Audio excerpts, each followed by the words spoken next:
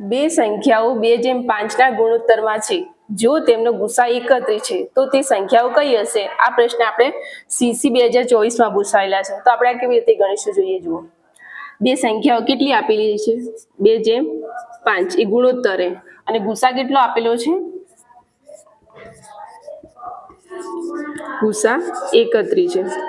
જ્યારે આવું આપેલું હોય ત્યારે આપણે શું કરીશું? 31 છે ને ગુસા, એને આપણે આ 2:5 આપેલા હોય ને એને 2 વડે ગુણી લઈશું. જેમને 31 દુ કેટલા થશે?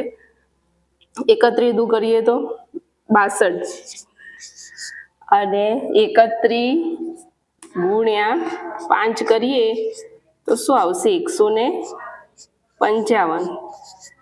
અને આ બે સંખ્યાઓ આપણને મળી ગઈ, એ આનો આન્સર. ચલો આપણે ઓપ્શનમાં જોઈએ, 62 અને 155 કે આ C. તો જવાબ શું આવશે? C. Thank you.